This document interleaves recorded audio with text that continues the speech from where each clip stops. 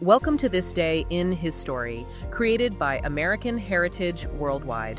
A reminder that every day holds something new to learn.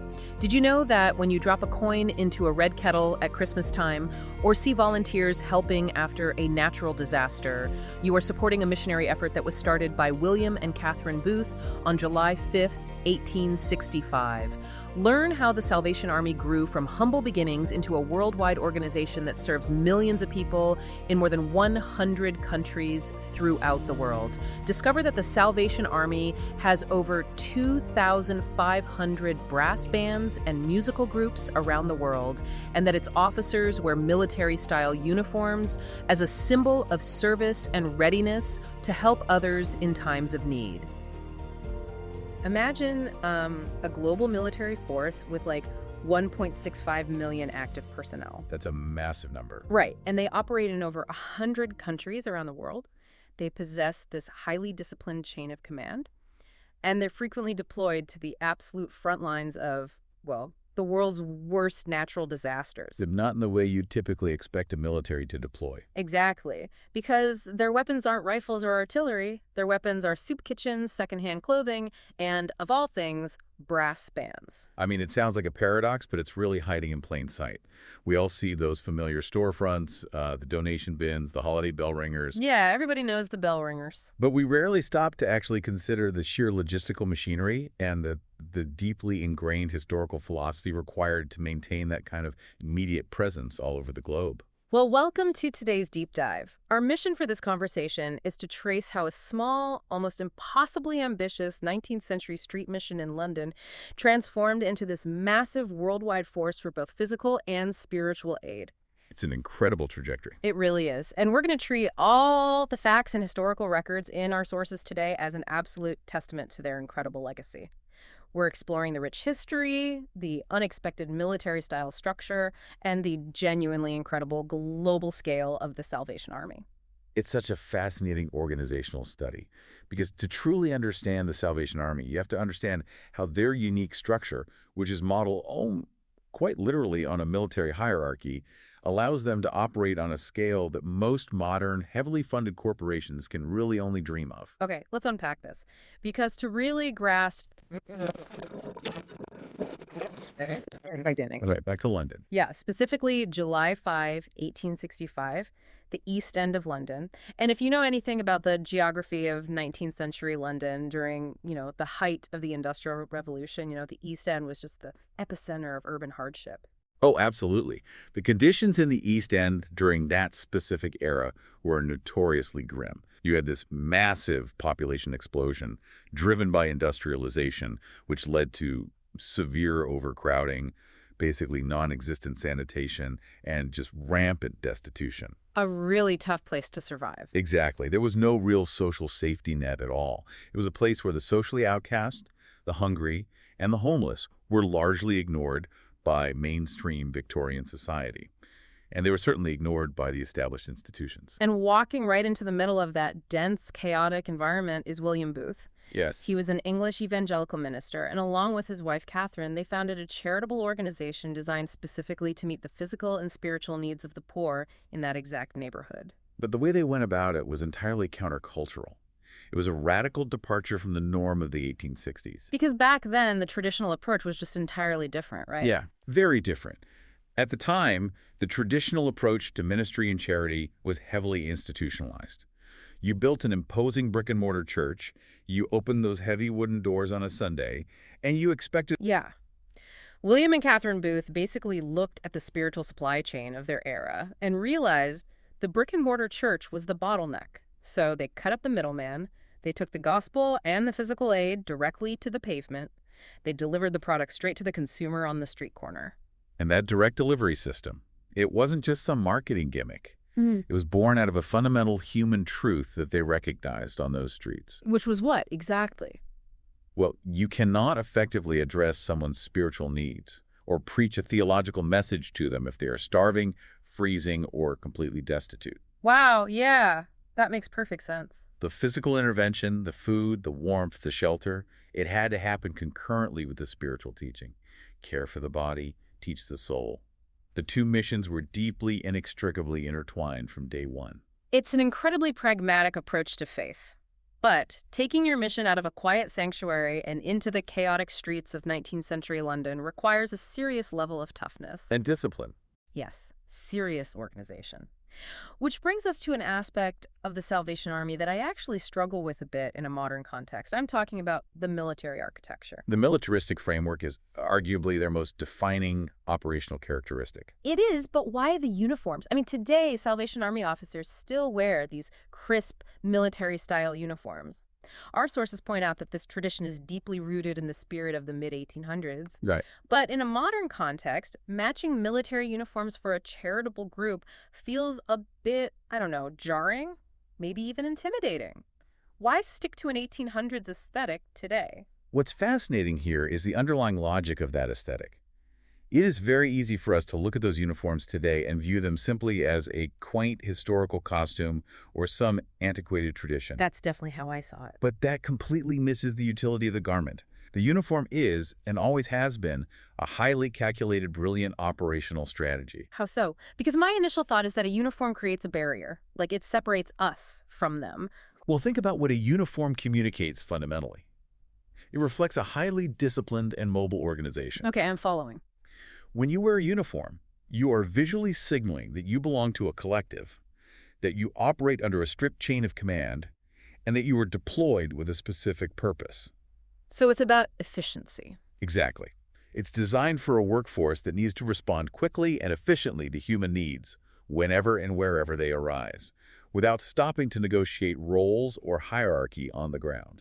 So it removes that individual hesitation. You don't have to wander around wondering who's in charge or what you're supposed to be doing. You are part of an army.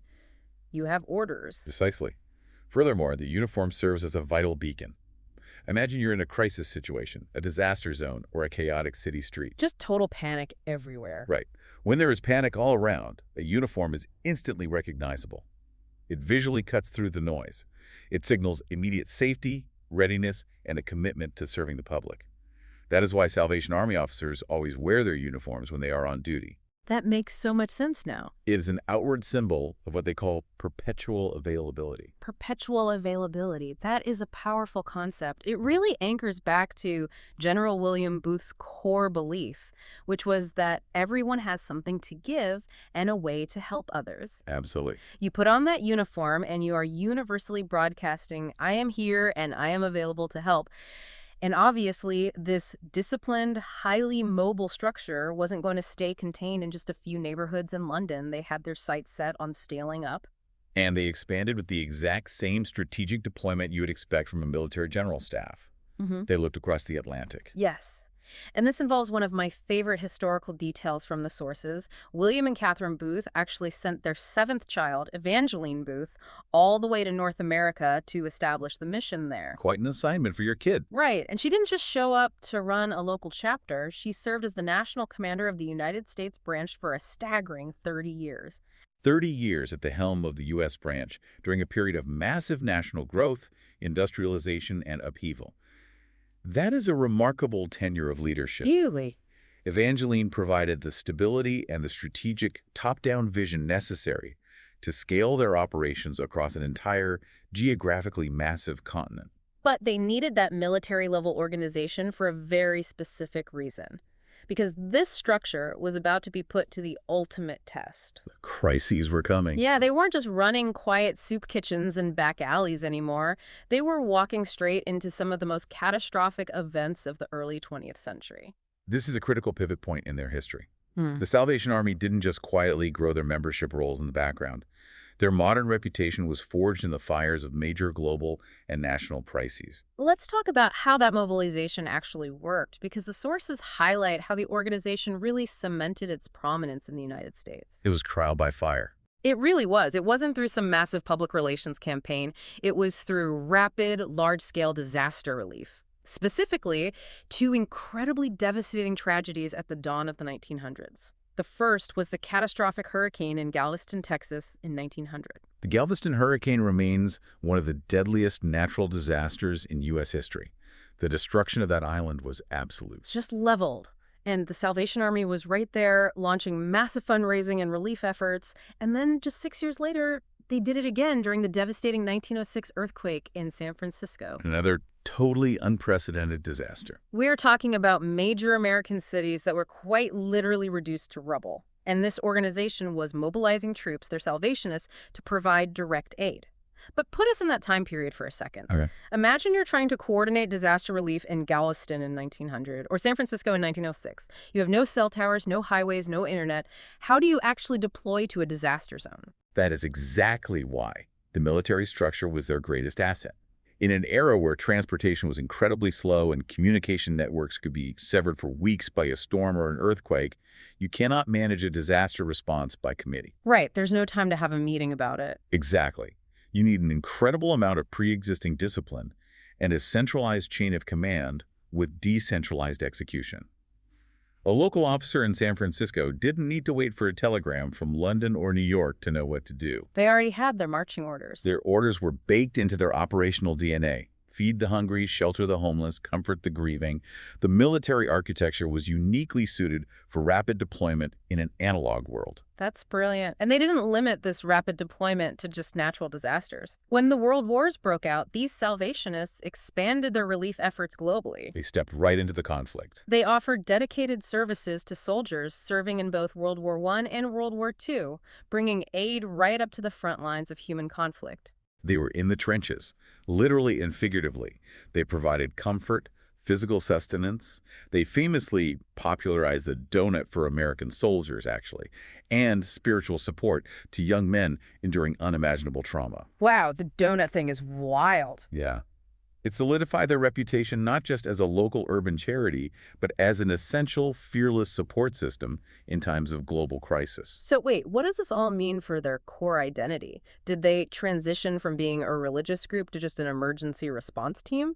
Because it sounds like they evolved into like a proto-FEMA or an offshoot of the Red Cross. I see why it looks that way. Did the original spiritual mission that William and Catherine Booth started in London just get left behind so they could focus purely on social work and disaster logistics? This raises an important question, and the answer is absolutely fundamental to understanding their legacy. They did not abandon their religious roots for social work. Oh, they didn't? No, it wasn't a transition from one identity to another. Instead, they scaled both simultaneously. They created what we can only describe as a unique dual identity organization. So they essentially built a Trojan horse. The massive social work, the disaster relief, the frontline deployment, that is the vessel the public interacts with. But the engine driving it inside is entirely theological. That is a very apt analogy.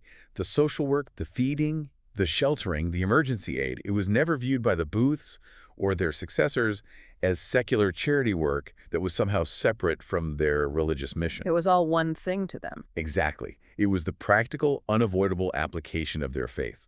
Their theology demanded physical action.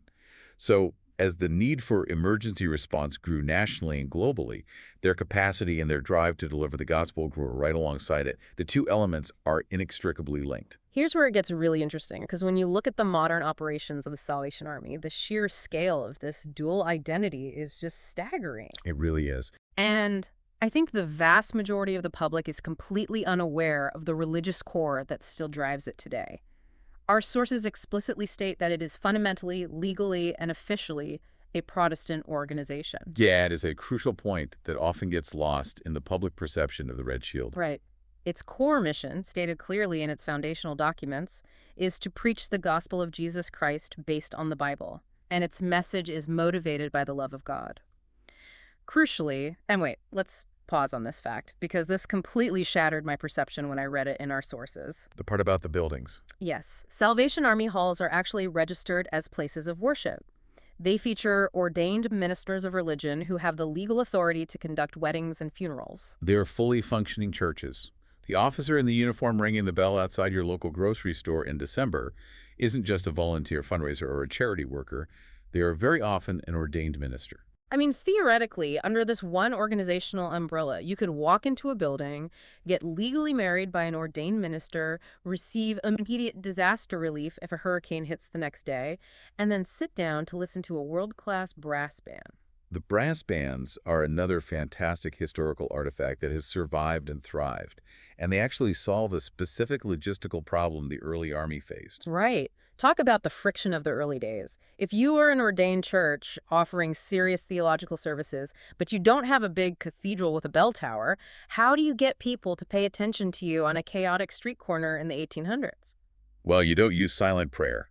You use literal noise. Enter the trombones. Exactly. In the early days, brass instruments were loud, portable, and relatively easy to learn.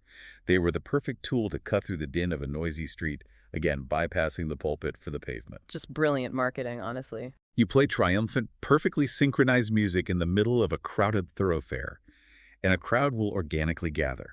Today, that pragmatic musical tradition has evolved into a massive global network of 2,500 brass bands and musical ensembles worldwide. It is wild how an operational necessity turned into this global cultural hallmark. And let's look at the sheer breadth of the social services side of this operation today, because the scale is hard to wrap your head around. It is immense. They meet human needs without discrimination. They assist the elderly, the young, the blind, and people with other physical disabilities. They provide massive amounts of food and shelter for the homeless.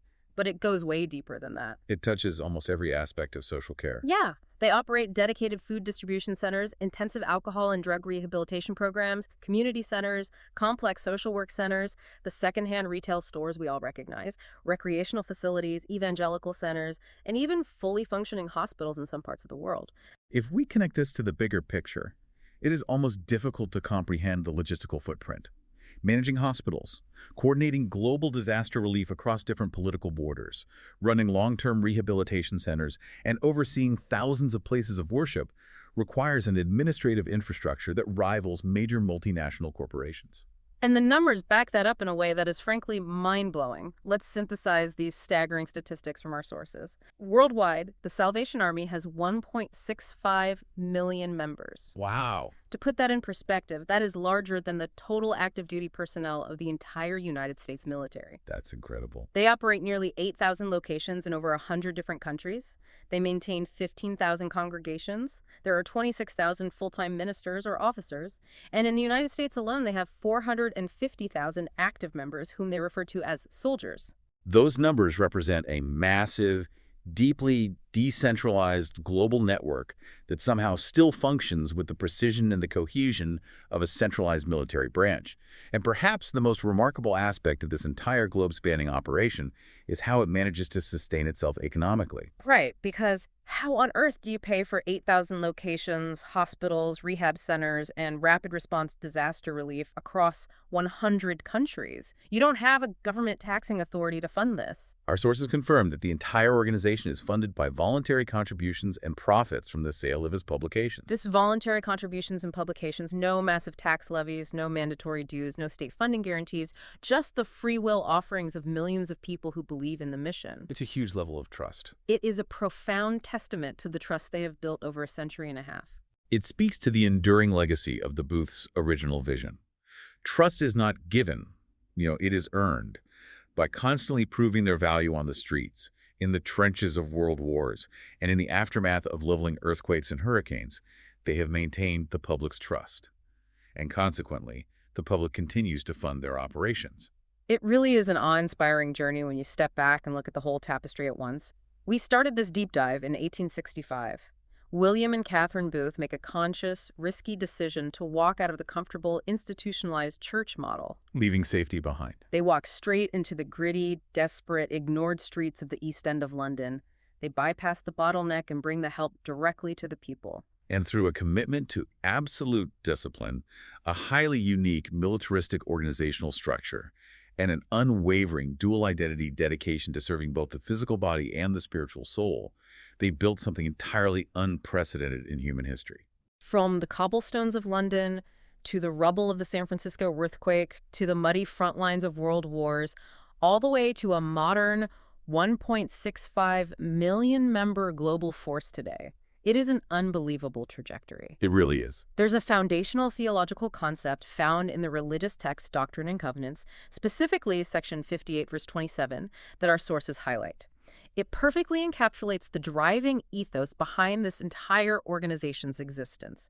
The text says, men should be anxiously engaged in a good cause and do many things of their own free will and bring to pass much righteousness. Anxiously engaged. I love that phrasing. It is an inherently active state of being. Yeah. It is the exact opposite of passively waiting in a building for the world to fix itself or waiting for people to ask for help. It is actively putting on the uniform, stepping out the door, and walking directly into the fray. It's the literal definition of rolling up your sleeves, or buttoning up your uniform in this case. And that brings us directly to you listening to this right now. We started this whole conversation talking about that familiar uniform in the secondhand stores you probably drive past on a regular Tuesday. The things hiding in plain sight. Exactly. But as General Booth believed, everyone has something to give. Every single person has a way to help others. So, drawing directly from the challenge laid out in our sources, here's a final thought for you to mull over today. What kind of things do you do to help those in need around you? How might you be anxiously engaged in a good cause within your own community? Because whether you are wearing a uniform or not, there is always a street out there that could use a little bit of help. Thank you for joining us for this day in His story. May the lessons of yesterday inspire you to see God's hand today and to play your part in His story now. For more faith-based learning, visit ahsworldwide.org, the homeschool for faith and family.